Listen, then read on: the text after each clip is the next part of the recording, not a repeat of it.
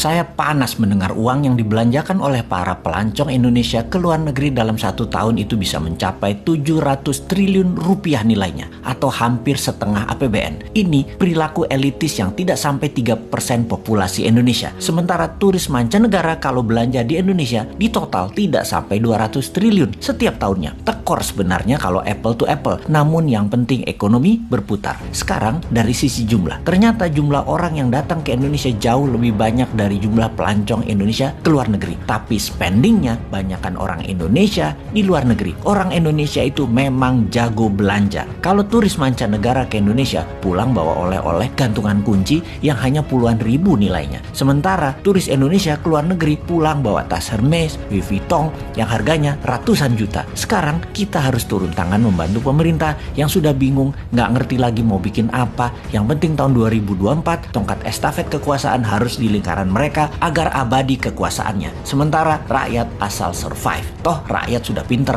otopilot semua cari makannya. Bagaimana membantunya? Nah, ini bedanya New Mind dengan oposisi pengkritik, yang bisanya oposisi itu lihat kejelekan pemerintah, tetapi nggak tahu juga solusinya apa. Kalaupun ada solusinya, hanya normatif. Kita lompat sebentar keluar topik, nanti balik lagi memutar ekonomi wisata agar tidak keluar negeri. Saat ini di media-media juga orang-orang di tempat tongkrongan membicarakan 2024 siapa presiden dan wapresnya Indonesia. Maka banyak nama digadang-gadang. Nama-nama itu modalnya gampang. Bayar aja lembaga survei untuk memasukkan nama mereka, walaupun mereka hanya 1 di antara 10 orang. Pokoknya masuk aja nama mereka dulu. Lalu mulai dibangun citra mereka masing-masing. Yang hebatnya, siapapun mereka itu, tanya satu hal. Konsep bernegaranya apa ketika nanti mereka memimpin negara? Maka jawaban mereka pasti normatif, pasti umum-umum saja, seperti stop impor, stop hutang, pro UKM, dan lain sebagainya. Dan faktanya nanti ketika menjabat, semuanya tidak bisa dijalankan karena tidak tahu bagaimana caranya. Mereka semua itu hanya manuver politik dan di otaknya hanya bagaimana menjadi populer dan bagaimana menang mendapatkan kursi di 2024. Mek ngono tok. Hebatnya adalah narasinya bisa membuat rakyat percaya. Oh ya,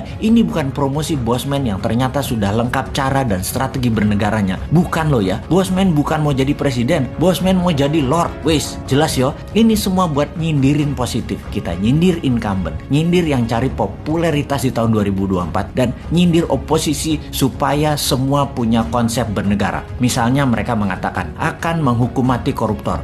Itu Bosman sudah usulkan. Cari lain lagi. Pajak diturunkan.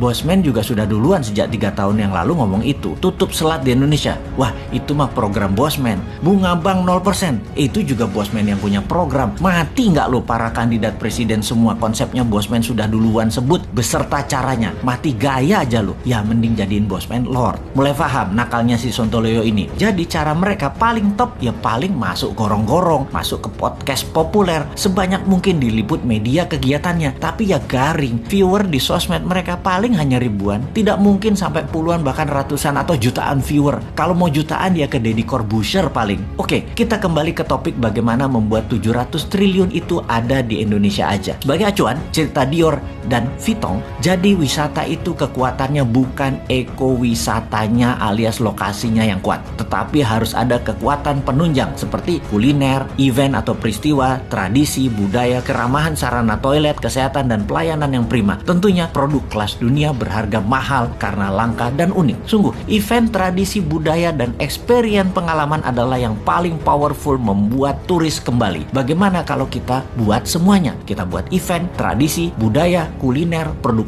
UMKM, kelas dunia di seluruh Indonesia, plus gamifikasi yang berhadiah miliaran. Traveling di Indonesia, misalnya ke Jogja, ke Toba, modalnya per orang katakanlah 3 hari 1 juta rupiah. Ternyata bisa mendapat hadiah ratusan juta. Kalaupun nggak menang, nggak dapat hadiah gamifikasi, tetap dapat menikmati pengalaman pesona Indonesia. Untuk hal ini, kita luncurkan segera produknya. Tenang, New Mind selalu ada solusinya.